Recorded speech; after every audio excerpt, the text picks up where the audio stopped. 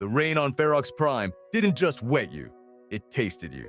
It was a greasy, acidic drizzle that fell perpetually from the bruised purple sky, eating away at the mountains of scrap metal that covered the planet's surface. It ate at the metal. It ate at the machinery. And if you stayed out in it long enough, it ate at your soul. Ronin pulled the collar of his thermal jacket higher, though it did little to keep out the chill. He was a small man by galactic standards, barely 5'10", with hands scarred from years of welding and eyes that had seen too much of the universe's ugly underbelly. He was a scrapper, a cutter, a nobody. Just another pair of human hands working for the Syndicate in the Iron Graveyard. "Shift change, Ronin! Get moving!" The Overseer, a four-armed insectoid named Krell, hissed over the intercom. Ronin didn't reply. He just adjusted his grip on his plasma cutter and began the long walk toward Sector 4. Usually, Sector 4 was just another pile of dead starship hulls waiting to be sliced apart. But today, the air felt different, heavier. Rumors had been flying through the mess hall all morning. The Syndicate had brought in something new. Not a ship, not a piece of tech, but a resource, a biological one.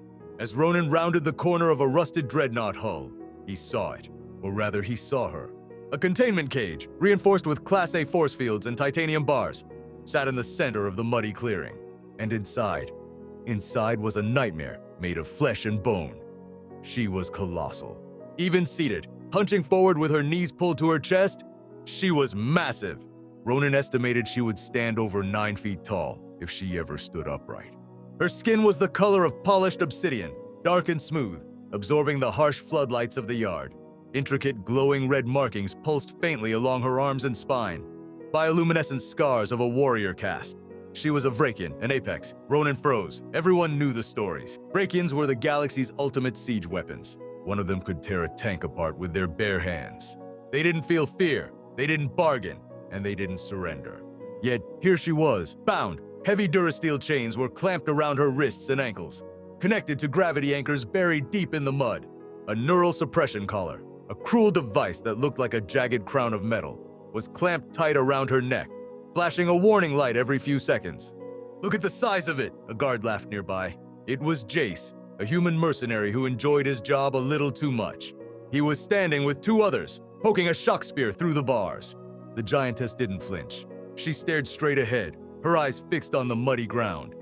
"Hey, beast!" Jace shouted, thrusting the spear again. A arc of blue electricity snapped against her shoulder. She hissed, a sound like a high-pressure steam valve bursting, and her head snapped up. Ronin felt his breath catch, her eyes. They weren't the mindless black pits of a monster. They were gold, burning, molten gold, with vertical pupils that narrowed instantly as she focused on her tormentors.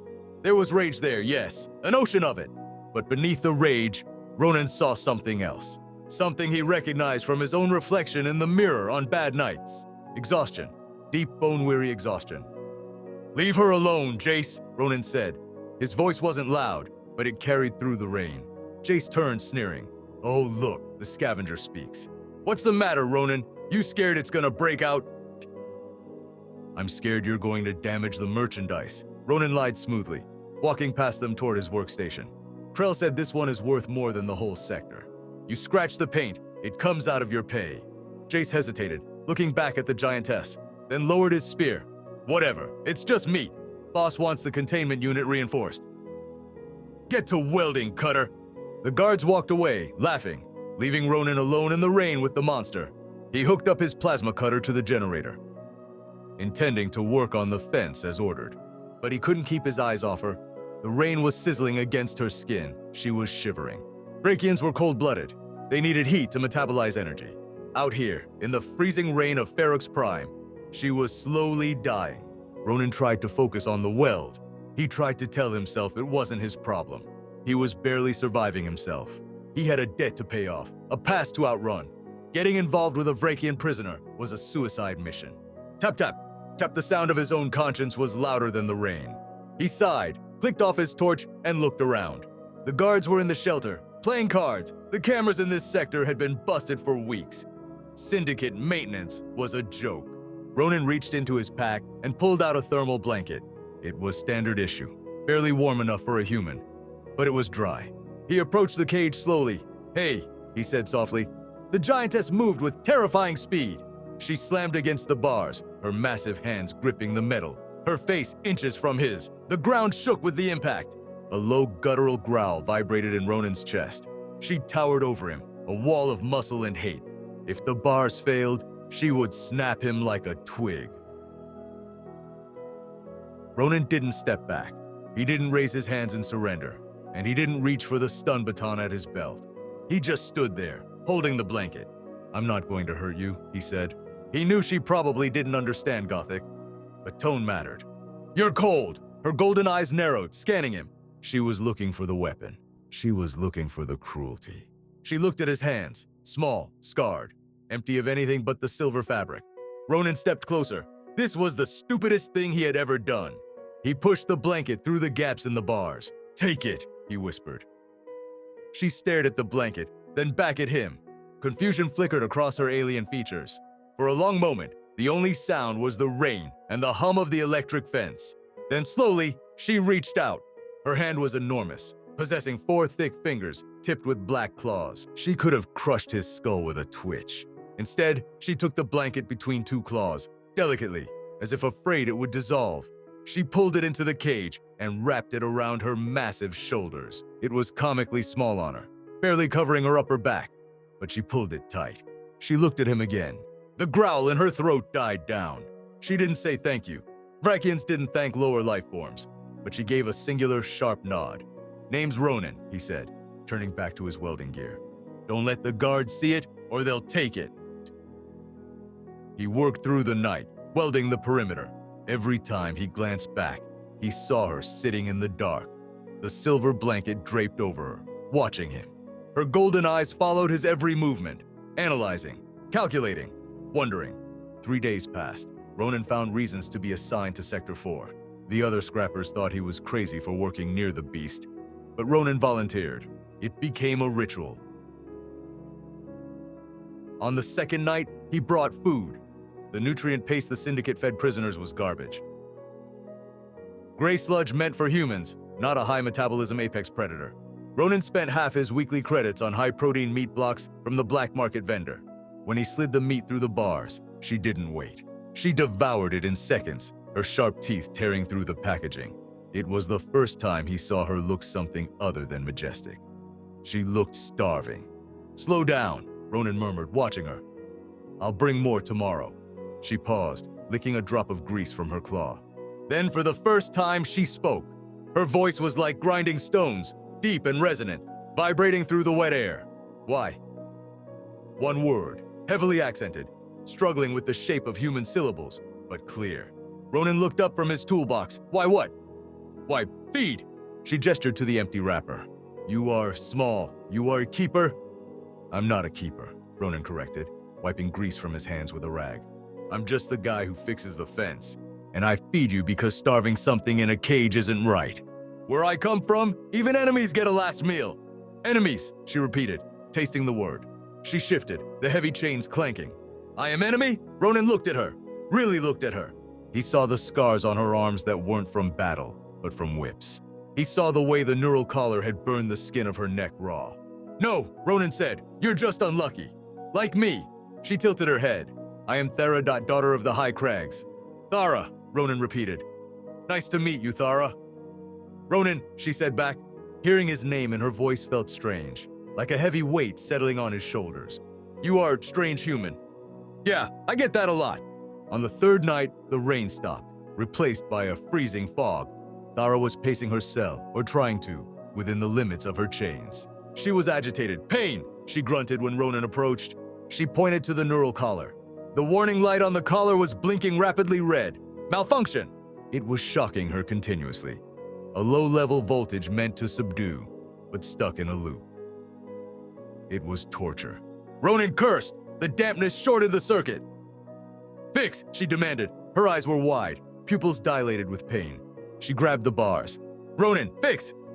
Ronin looked at the control panel on the wall. It was locked. He looked at the guard station, empty for the moment. "If I touch that and they find out," Ronin muttered. He took a breath. "Hell!" He walked to the cage. "I can't turn it off from here." I have to reset it manually. On the collar! Thara froze. To do that, he would have to reach inside the cage.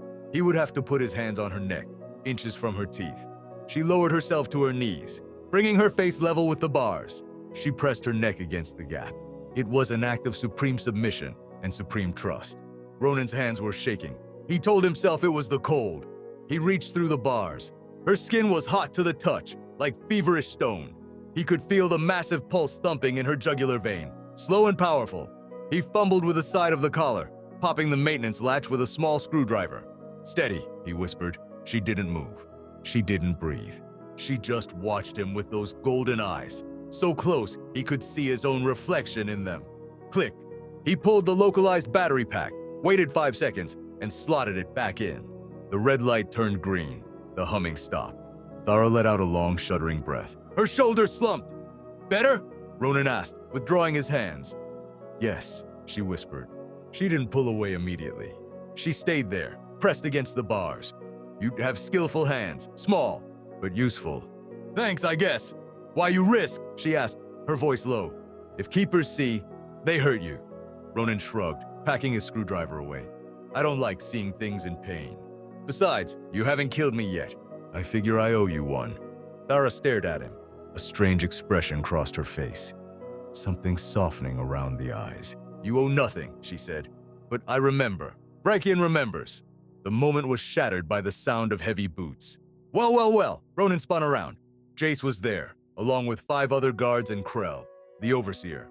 Krell's mandibles clicked in a way that sounded like dry leaves breaking. Fraternizing with the asset, Ronin? Krell hissed. Feeding it? Tampering with the restraint hardware? Ronin stood his ground, though his heart hammered against his ribs. The collar was malfunctioning. It was damaging the merchandise. I fixed it. Silence! Krell screeched. He gestured to Jace. The buyer is arriving tomorrow. He wants a demonstration of the beast's spirit. We need her hungry. We need her angry. And you... Krell pointed a claw at Ronin. You have ruined the conditioning. She's a living being, Krell, Ronin snapped. Not a machine. It is a weapon, Krell roared. And you are fired. No. Worse, you are an example. Krell nodded to Jace. Throw him in the pit. Let's see how much the beast likes her pet when we turn the aggression dial to maximum. 2 guards grabbed Ronin. He fought, landing a solid punch on Jace's jaw. But the butt of a rifle slammed into his kidney, dropping him to the mud. They dragged him toward the cage. Open it, Krell ordered. The magnetic lock hissed. The cage door slid open. Thara! Ronin shouted, scrambling to his feet as they shoved him inside. Don't! The guard slammed the door shut and locked it. Ronin was inside, with her. Krell stood at the control panel safely outside. Now, the insectoid laughed, let us activate the aggression overdrive. He slammed his claw down on a red button. The collar around Thara's neck flared white-hot. It injected a potent combat stimulant directly into her bloodstream, while simultaneously delivering maximum voltage pain. It was designed to drive a Vrakian into a berserk, mindless killing frenzy. Thara roared. The sound was deafening, a physical force that rattled Ronin's teeth. She thrashed, tearing the chains from the ground with a spray of concrete and mud. She was free of the floor, but still trapped in the cage. She spun around, eyes glowing with chemical madness. She looked at Ronin. Thara, Ronin said, holding up his hands. He didn't back away. There was nowhere to go. It's me. It's Ronin, she screamed, clutching her head. The collar was burning her mind away. She raised a fist, huge enough to crush him into paste. Kill him, Jace cheered from outside. Ronin looked her in the eyes. Thara, look at me! The fist hesitated. The golden eyes flickered. The pupil dilated, then contracted. Small hands, she gasped, her voice ragged. She stumbled, fighting the chemicals, fighting the pain. She fell to her knees in front of him, her breathing coming in jagged gasps. She was shaking violently. Run, she choked out. Ronin, run! I can't, Ronin said. He stepped forward. He put his hand on her arm. I'm not leaving you. The contact seemed to ground her. She leaned into his touch, trembling. She turned her head toward the guards outside. The madness in her eyes cleared, replaced by something colder, something sharper. Focus. They hurt us, she growled. Yes, Ronin said, they did. Krell was frantically hitting buttons. Why isn't it killing him? Increase the voltage.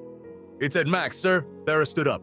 She didn't look at Ronin, but she reached back with one hand, and gently pushed him behind her legs. She was shielding him. She grabbed the bars of the cage. "Impossible," Krell whispered. "That is reinforced titanium." Thara roared, not in pain, but in war. Her muscles bulged, the bioluminescent markings on her skin flaring blindingly bright. With a sound of tearing metal that shrieked across the entire scrapyard, she ripped the cage door off its hinges. She threw the door.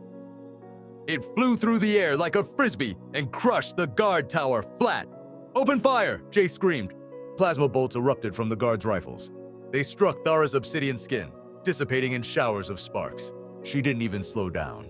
She was a blur of black and red motion. She cleared the distance to the guards in a single leap. Ronin watched, awestruck. He had seen machines of war. He had seen explosives, but he had never seen wrath like this. She didn't kill mindlessly. She moved with precision. She backhanded Jace, sending him flying 30 feet into a scrap pile. She grabbed another guard's rifle, crushed it in one hand, and tossed him aside like a doll. Krell tried to run. Thara landed in front of him, cracking the concrete. The controller," Krell stammered, holding up the remote. "I can stop your heart!" Thara reached out, grabbed the remote, and crushed it into dust. Then she grabbed Krell by the collar of his suit and lifted him to eye level. "You," she rumbled, "are small." She dropped him. He scrambled away, terrified, fleeing into the darkness. Silence fell over Sector 4. The rain continued to fall. Thara stood amidst the wreckage, her chest heaving. The collar was broken, sparking uselessly. She turned slowly. Her eyes searched the shadows until they found him. "Ronin," he stepped out of the broken cage. He walked over the mud, past the groaning guards, until he stood before her. She looked huge, terrifying, covered in burns and plasma scorches, but she was looking at him with an intensity that made his knees weak. Slowly, she knelt. Even kneeling, she was taller than him. She reached out with both hands. Ronin didn't flinch. She cupped her hands around him, not touching, just creating a protective sphere of fingers and obsidian skin. "You only stood," she said. "When color burned, when madness came. You stood." "I told you," Ronin said, his voice shaking slightly now that the adrenaline was fading. "I don't leave friends behind." "Friends," she repeated. She shook her head. "No, not friends." She closed the distance, pressing her forehead gently against his chest. He could feel the heat radiating from her. "You fed Thara. You healed Thara. You stood for Thara." She pulled back and looked him in the eyes. The gold was soft now, like a sunset. "By Vrakian law, by blood law, life saved is life owned." Ronin blinked. "Owned? Look, you don't own me, and I don't own you. We're free." "No," she said firmly. She took his hand, his small, scarred human hand, and placed it against her cheek. Her skin was rough, like warm sandpaper. "You do not understand. You protected me when I was weak. Now, I belong to you, and you belong to me." She stood up, lifting him effortlessly in her arms as if he weighed nothing. She cradled him against her chest, her heartbeat thumping against his ear like a war drum. "Where are we going?" Ronin asked, not struggling. He felt safer in her arms than he had felt in 10 years of wandering the galaxy. Thara looked up at the sky, where a small transport ship sat on the landing pad. Krell's personal shuttle. "Stars," she said. "We go to stars. My people will want to meet the small giant." "Small giant?" Ronin chuckled weakly. "Is that me?" "Heart of giant," she said, carrying him toward the ship. "Body of snack." Ronin laughed. It was a real laugh, loud and clear. "I can live with that." As they boarded the ship, leaving the misery of Ferrox Prime behind, Ronin looked back one last time. He had come here a nobody, a drifter with no purpose. He was leaving with a warrior queen who looked at him like he was the most precious thing in the universe. He watched Thara's profile as she punched in the coordinates, her massive hands surprisingly gentle on the controls. "Ronin?" she asked, glancing at him. "Yeah? Are you cold?" He smiled, leaning back in the co-pilot seat. "Not anymore, Thara, not anymore." Years later, deep in the Vrakian sector, there are legends of a human who walks among the giants. They say he sits at the High Council, at the right hand of Matriarch Thara. They say that if you want to speak to the Queen of Obsidian, you must first show respect to the human, because while she rules the armies, and she rules the stars, he rules her heart, and God help anyone who tries to hurt him.